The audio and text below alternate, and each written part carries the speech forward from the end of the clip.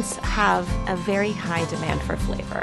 It's an important part of our meal experience, and when diets have been altered to meet guidelines, whether it be that we're lowering fats or sugars or reducing sodium, something needs to happen to bring that flavor back in.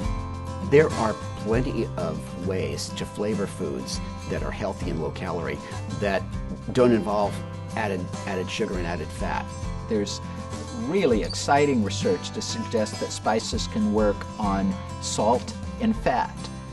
We just published a study in the journal Appetite where we looked at 150 subjects, and each of those subjects got one of three meals: meatloaf with full fat, meatloaf with reduced fat, and meatloaf with reduced fat plus a spice blend. What we found is that subjects liked the reduced fat meatloaf that had the spice mixture just as much as the full fat version.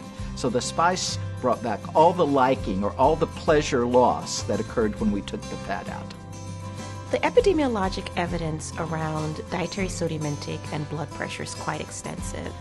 And what we are trying to now figure out is how to make it a reasonable environment, food environment for individuals so that they can accomplish their dietary sodium goals.